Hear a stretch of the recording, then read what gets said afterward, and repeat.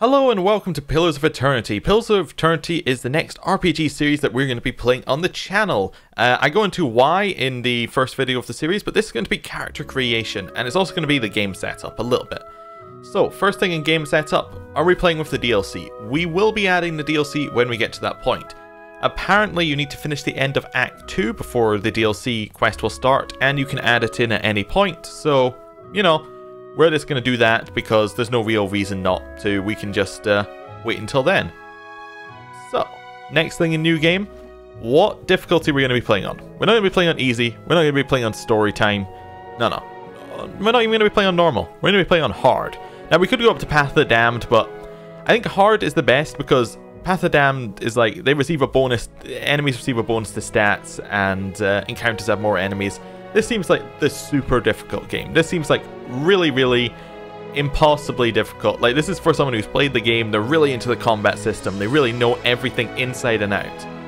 We want to go hard. We want to be able to be slightly unoptimal, but we want to have to optimize our stats, we want to have challenging encounters, we want to maybe have to think up strategies. This is what we're going for. Expert mode and Trial of Iron. We are going to pretty much play Trial of Iron, but we're not going to do it, you know, we're not going to do it mechanically through the game. Like, if our entire party wipes, or if it isn't possible to continue, we will restart. Otherwise, we just keep on going. Expert mode, you know, we're not going to turn on expert mode. We might as well just leave it, you know, there, and it'll be fine. I think we're fine with having a few helper functions in. And that's pretty much the game setup. We're going to jump right into the actual character creation now. Right, so the first question we have to ask in character creation is, do we want to be a male or a female? So, male. The place of men in society varies from culture to culture. Cultures like Eora and Dyrwood place them at the forefront of military, politics and heavy labour. What is Dyrwood, or Dyrwood? A colonial nation founded by settlers from the Eora Empire. Following a series of conflicts with the Eora, the territory became independent in 2672 AI is now being ruled by a duke, who is elected by 7 earls who oversee its earldoms. Alright? So Dyrwood is kind of like, it's probably a similar culture to Eora, and Eora is kind of the main area minus Dyrwood. Okay. Among the tribes of the Nastique, men perform many of the homesteading and organizational duties. In Galthlan and Mittal, men and women have more fluid social roles. Galthan, a territory composed of forest east of the Bale River, populated indigenously by a group of loosely affiliated tribes collectively known as the Galfalans, and governed by a council of its 6 most powerful tribes. Galthaf is home to a large number of ruined Egwithan sites, which Galfathans hold sacred. The ruins have been at the centre of a number of large-scale conflicts with Dyrwoodian colonists whose settlements often encroach on Galfathan territory, who frequently seek to plunder the ruins for its relics. So, the Galfan people are at war with the Dyrwoodian colonists. Well, not at war, but you know, they have conflict with them. Okay. In all societies, there are exceptions to the rule, and men can be found in a wide variety of stations and professions. Female. A woman's role in Eora is largely dependent on where she is from. In the Eora Empire, Valian Republics, and Dyrwood, women occupy mainly domestic, educational, and organizational roles. So, Valian Republics. A mercantile power and former colony of larger, more ancient nation, Old Valia. The republics lie to the south of Dyrwood and Landfath, and are ruled by a duke elected by the Consugli Asiagi? I don't know. A council of 14 dukes, including its 5 most prominent, the Duke Bells. Okay. They are the primary hunters, soldiers, and leaders of the tribes of the Nastique. In Galthaf and Ixmel, women and men have more fluid social roles. In all society, there are exceptions to the rule, and women can be found in a wide variety of stations and professions. So, what it's telling us here is it really doesn't matter which one we pick for ourselves, although it may have effects if we are in these certain places. And we're going to play a man, mainly because I am a man, and I find that easier to do in role-playing games. Race, well, there are a whole bunch of races we can play. Humans, Amua, who are largest of the Kith races, it says, and are found in or near oceans. Dwarves, fairly self-explanatory. I'll read whichever one we're going to play a little bit more. Elf, Orlands, who are the smallest of the Kith races, though many creatures don't consider them to be civilized at all. Or godlike, are children of the Kith, civilized races, who have been blessed with physical aspects and associated with the gods, though some do not consider it a blessing. Alright, so Kith are just all civilized races. So when it's saying Orlands are the smallest of the Kith, they're the smallest of the civilized races, and the Umua are the largest of the civilized races. I see. Well, I don't really want to play godlike. They seem a little bit too weird for what I'm going for. The character that I have in my mind, I want to play a character. I tend to play these games with a character who has a goal in mind, like a belief or a thing or an instinct for what they'll go for. I want to play someone who's just very curious. I want to play someone who's almost too curious about knowledge. They'll go over the top to find out more. If there's like an option between good or evil, they'll go with whatever one will give them more to find out. Whichever one lets them discover more stuff. So I think that would be a pretty cool way of playing this kind of game. So, I don't think Godlike's going to be that kind of character. Godlike appears to be kind of, you know, they are, I suppose they got kind of cursed from the gods, but they've got that kind of thing going for them.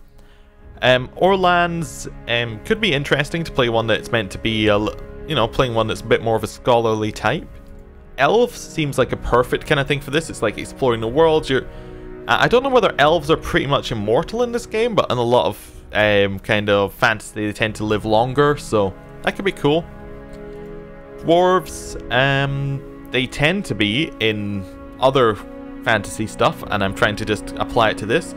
They tend to be the kind of people who are after gold, they're after material stuff. Seems to be what a dwarf would be. Amura seems to... Okay, well, let's read about them. Though not truly aquatic, they have an affinity for water, and many of their civilizations, such as the Ruatai, are based on naval dominance. They are known for their unparalleled strength. So again, not really. Or human. You know what? I think we're going to play an elf. I think elf fits in with what I'm looking for. I think elves allow you a little bit more options, and we'll play something like that. So, elves are the dominant race in Galfath. So if we go back to the previous one, let's say about Galfath. Men and women have more fluid social roles in here. Okay. And the White Wens and are extremely common in Dyrwood and Eora. So elves are from all over. Elves are known for their speed and intelligence, as well as their commonly isolationist nature. Okay. That seems fair. So we're going to play a pale elf or a wood elf. I don't know the difference. Let's read them. Wood elves as Skrillflok. I don't know how you'd pronounce that. Trace their beginnings far north of present-day Eora and have migrated south throughout the forests of the continent, now covering it all the way to the south across the equator. They also believe that to have migrated across the sea to Galfath. While physiologically identical to one another, wood elves from Eora are culturally different from those in Galfath, and consider them a wholly different groups. So they get distant advantage. Hence, enemy who is more than 4 meters away, wood elves gain a bonus to accuracy, deflection, and reflex. So ideally, if we're going to play a wood elf, we would want to play a wood elf who is ranged, which isn't impossible. We could do that. Or a pale elf. It is unclear exactly how long the pale elves, the Dlamfelin, came to the southern polar regions of the world, but they have lived there for at least 12,000 years based on their continuous contact with the Amoa traders. They appear to be among the most stationary ethnic groups in the known world, migrating within the polar region, but seldom venturing far north. They are rare in all northern lands, and most people consider them exotic, if they have seen one at all. So, elemental endurance. All pale elves have increased burn and freeze damage reductions. So they have a bonus to defense against burn and freeze. I'm kind of leaning towards wood elf. Because I think I would like to play someone ranged, perhaps. But actually, pale elf sounds interesting as well. And we'll play pale elf and we'll play someone who's not ranged. And maybe having this resist reductions would be cool. So they appear to be stationary ethnic groups migrating within the polar regions, but seldom venturing far north. So we're kind of like a outsider of the Pale Elves. We're somebody who has decided to leave the main area, and we have went off, and we have we want to explore somewhere new. This is where we've kind of come into this, and basically every character in Pillars of Eternity starts off the same way. You're in a caravan with a bunch of people who are going to accept an offer of a of settlement from the local, I forget what his exact title is, but from the local ruler. And so this would kind of make sense. We've decided we're going to go off, we're going to settle somewhere further afield, we're going to learn more about a new area. So, Pale Elf.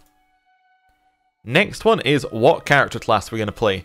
So, Barbarian, Paladin, Chanter, Priest, Cipher, Ranger, Druid, Rogue, Fighter, Wizard, Monk. These are our options.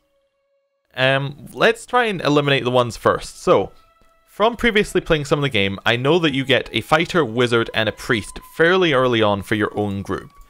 And I feel like I don't want to play a duplicate class. You also get a Chanter fairly early on. So I feel like I want to play one of the others. Because if you play one of those ones, you're just going to end up with, you know, you're going to end up kind of filling the same role as someone else in the party, which isn't necessarily a bad thing, but I'd prefer to fill a slightly different role. Barbarian doesn't really sound what I'm looking for. Paladin, maybe. Zealot's not really what I'm kind of going for at all.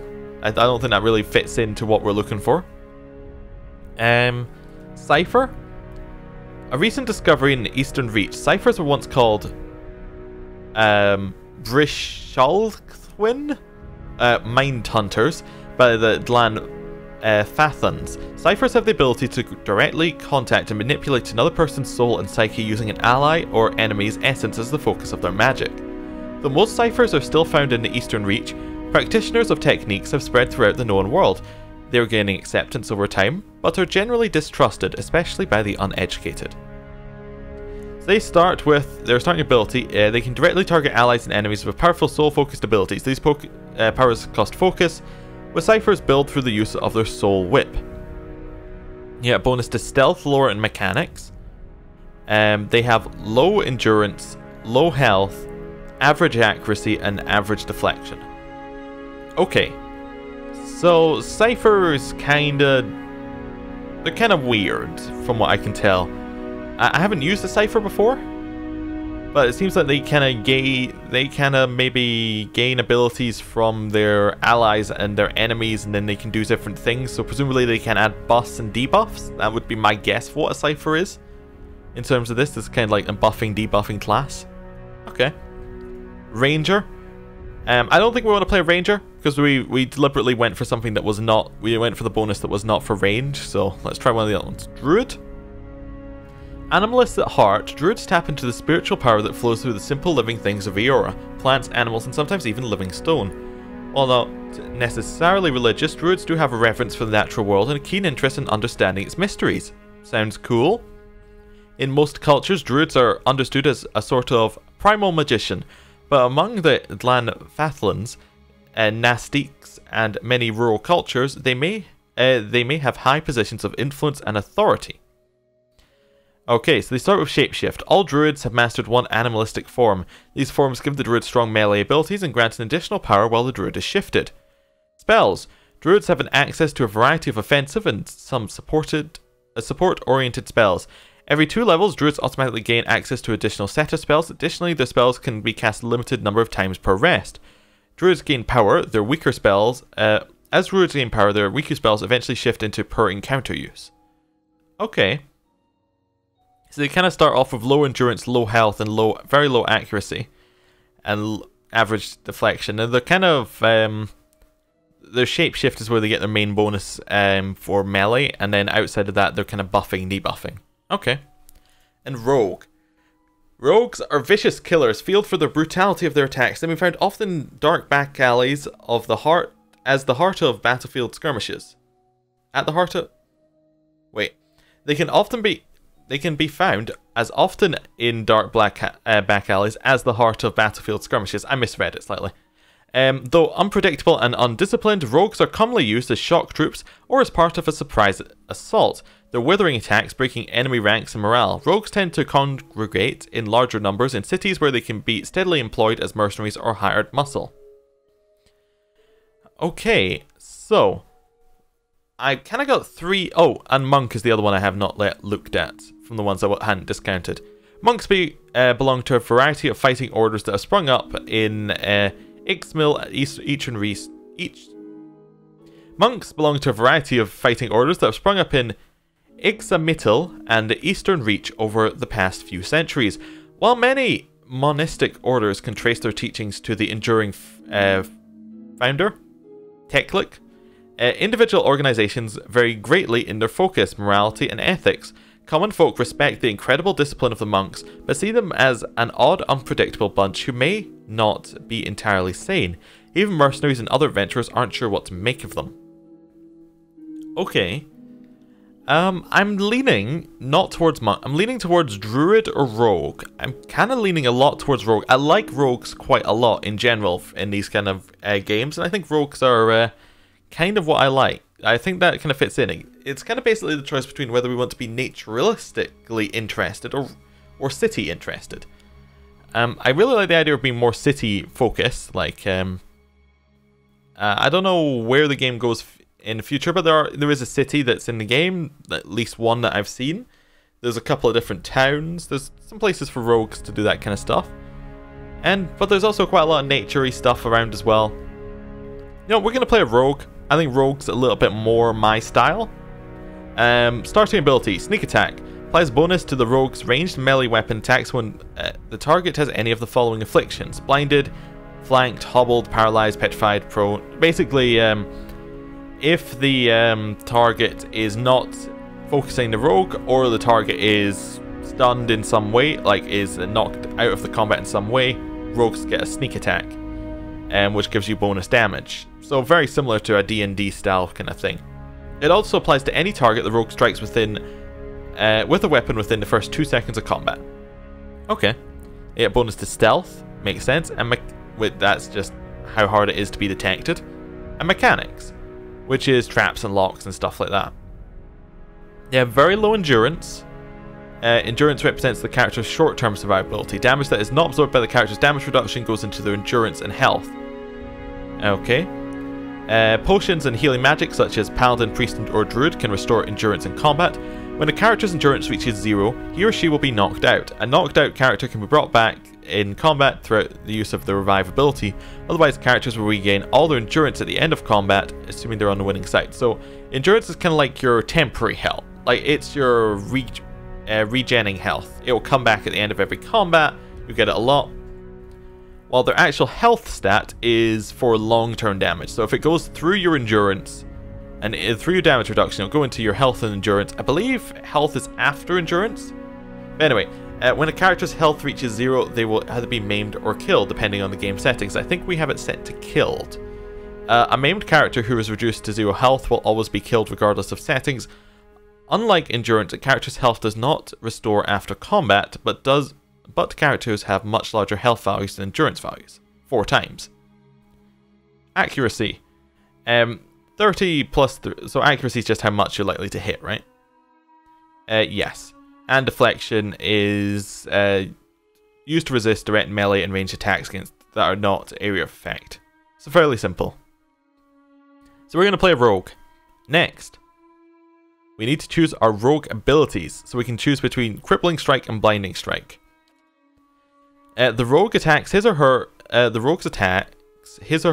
enemy's ability to move around efficiently, inflicting extra damage and hobbling any enemy successfully hit. Okay, sorry. Hobbled, what is that?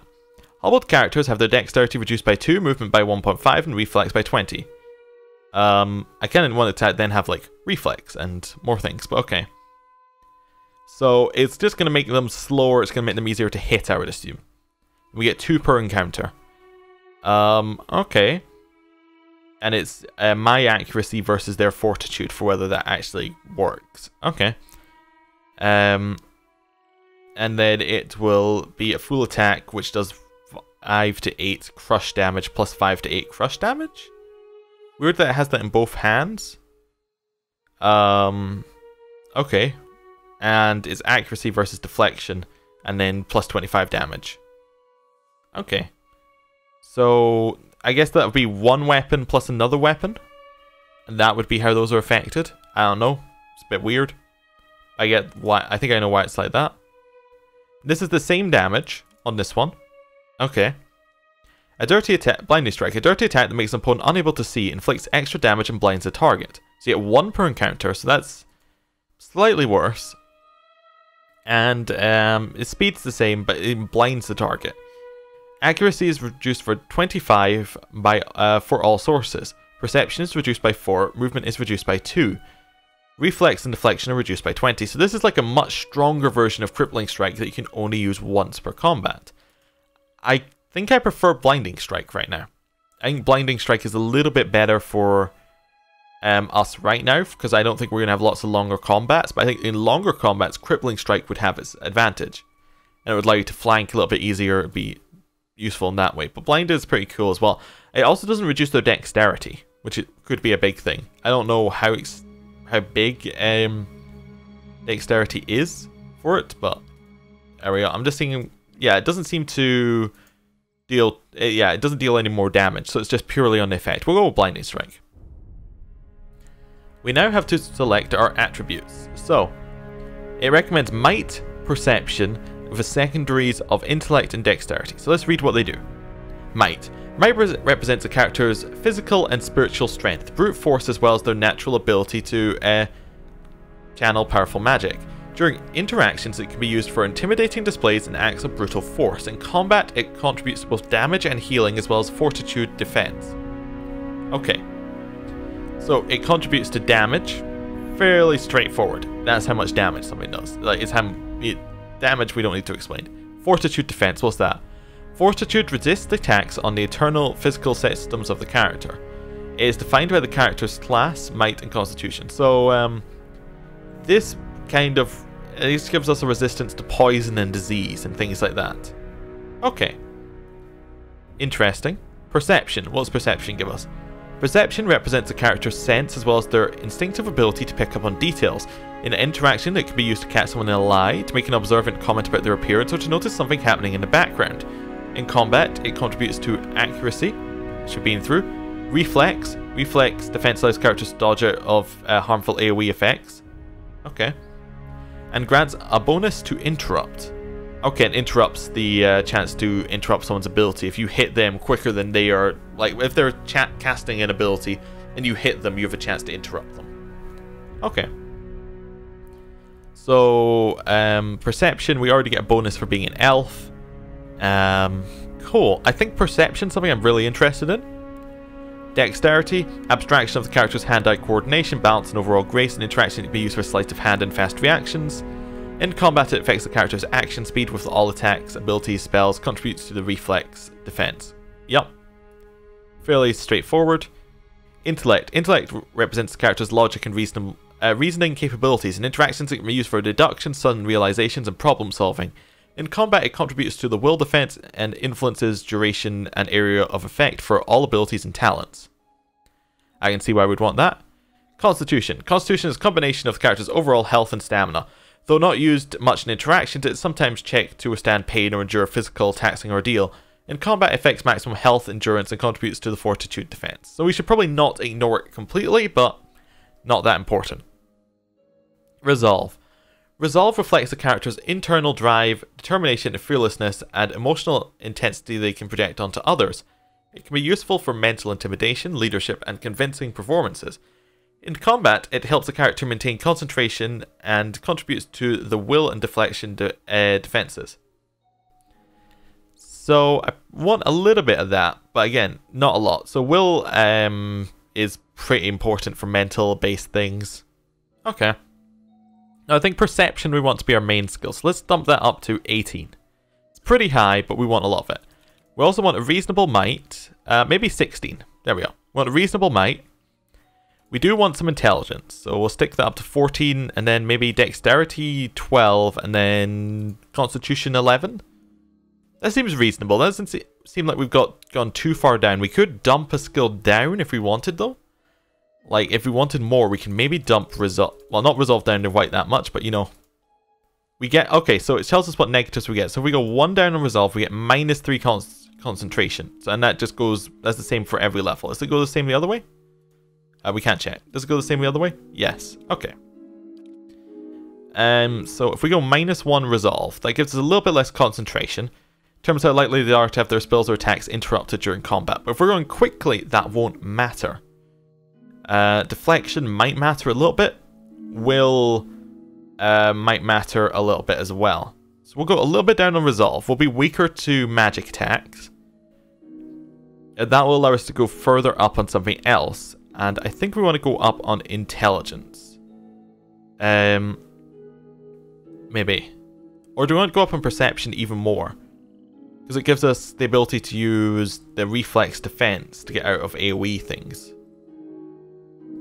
Or maybe even might. I think we want to go with perception. So we'll dump a couple points into perception and we'll put these back into intelligence. There we go. That looks like a reasonable character. We're really perceptive. We're quite smart. We're also quite strong and able to fight. We're a little bit lower on dexterity, so for overall grace, our attack speed is not... Our action speed isn't fantastic, but, you know, it's there. Constitution's a little bit up so that we have some health. Resolve's a little bit lower because it lowers our will and deflection defenses. Okay, so we don't want as long as we're not directly attacked, we should be fine there. Yeah, as long as we're not directly attacked, we should be fine there. Next, we have to choose our culture. Now, our culture does affect our stats, but I'm not that worried about that. I think we're going to choose a culture based on what we want our main kind of thing to be. So, Adir. The Adir Empire is currently the largest and most powerful force in this part of the world. It's centered around the equator and has tropical climate. Now this isn't where the Pale Elves are from, by the sounds of it. Though the Empire has colonies in numerous areas of the world, the Greater Adir is at its heart and houses the majority of humans and elven nations. I don't think so. Deadfire Archipelago. Consisting of the nation of the Nastic. That doesn't sound like where we want to be. But we'll read it anyway. Dozens of Amuna settlements and hundreds of lawless pirate-infested islands that stretch along the southern sea. Deadfire is home to the Boreal Dwarves, the Amuna, and the mixed variety of other races. Deadfire Archipelago is the last stop for anyone headed east. A multitude of monstrous sea creatures infest the ocean beyond, making travel virtually impossible. No. The Mittal Plains. Located to the northeast of Galthan, the Mittal Plains are a large expanse of fertile savannas that are extensively farmed by humans and Orlan residents. The Ixmal culture is one of the oldest in the world, though one of the least imperialistic, having spread out a little over the past several thousand years. No. Old Vala. Once the crown jewel of the southern seas, Old Valia is now the crumbling remnants of an empire warring merchant nations. Counting many humans and dwarves among their ranks, the old Valiant countries are still forces to be reckoned with, and are proud of their rich cultural heritage. Sorry, all these weird kind of names flying at me are messing me up a little bit, but that's fine. Once we get into it, we'll see them enough that it won't. The Rautai? I think that's probably right. Dominated by the Amuno nation of the Rautai, the Gulf itself is host to a number of nations, most of them Amu, Orlan, or Dwarven. And these countries are relatively young. They are some of the most advanced colonial settlements in the east. The Gulf is a land of riches and resources for those who can take them, though the entire coast is often pummeled by violent storms. That doesn't sound right either. The Living Lands. The Living Lands is a mountainous region of a large northern island, renowned for its diversity of plant and animal life. Its wealthier, its weather is unpredictable and its ecosystems vary dramatically from valley to valley. I should probably take a break after this video. Anyway, the Living Lands are home to an assortment of races in a variety of colonial and independent settlements. Might, +1. Or the White That Wends. A large, cracked southern expanse of polar ice, the White That Wends is home to pale elves and small colonies of daring explorers, outcasts, and adventurers. While virtually no plant life grows in the white. It is home to many hardy species of dangerous animal that forage from the sea to prey upon each other to survive. Now, I'm debating between Adair and the white that wends, but I think the white that wends fits us better for what we were saying. We're saying we want to be from the main place and then moving on. So this would be our culture, even if it isn't where we necessarily, even if it isn't where we want to be, this is our culture. Or it isn't what we want our culture to be as a person. It's still our background kind of thing. Alright, and then we get a bigger background within that. Okay. So it did also boost our perception, which is nice. The white that wends, aristocrats. You've lived your life amongst the nobility, your days have been marked by lavish meals, extravagant parties, your conversations peppered with a talk of pedigree and bloodlines. Perhaps. Drifter, you never quite fit in no matter where you go. Each new town is a place to rest briefly before moving on to the next. You're more comfortable on the road travelling the world. Possibly. Explorer, you find the siren call of the horizon irresistible. You cannot help but wonder what lies beyond the next hill or wave. And you've built your life around finding out why. Actually, I don't need to read the rest. This fits in perfect. This is exactly what we're after. We want to be an explorer. Yeah. And then we have to choose our portrait and our appearance. So, let's have a look. Do you want to have facial hair? Unless it's a very silly mustache, I'm not feeling it. Nah, we'll go for no facial hair just now. Different heads. Let's go for the third. I don't know. I'm kind of into the second one now that we've seen it for so long. Hair. I didn't like the hair. Let's switch between these a little bit.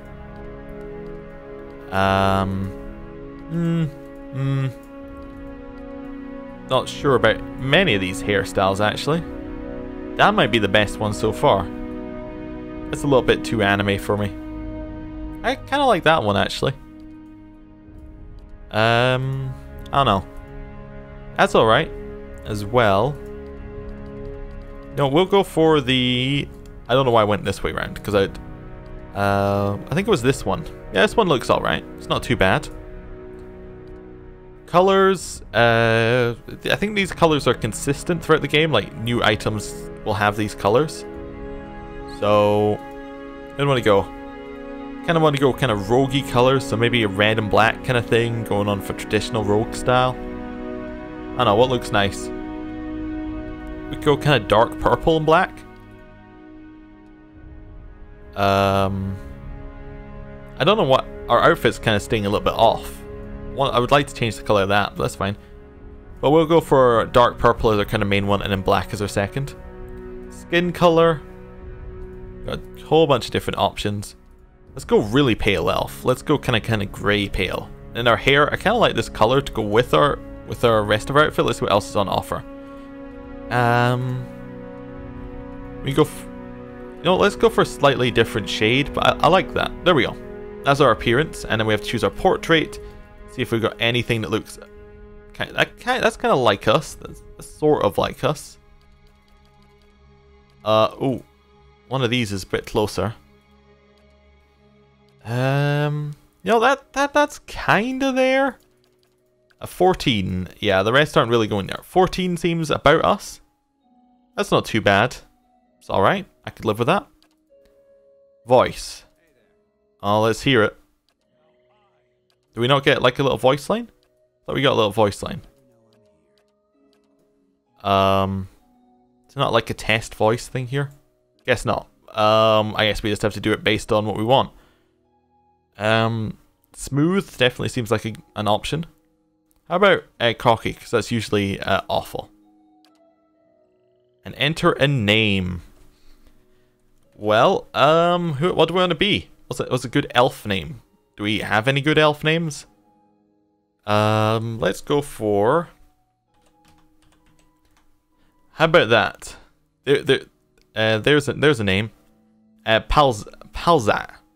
In case you're wondering, it's just moving the 5 letters of the channel name around. Perfect. And accept. Palza, level 1, rogue, done. That is the end of character creation.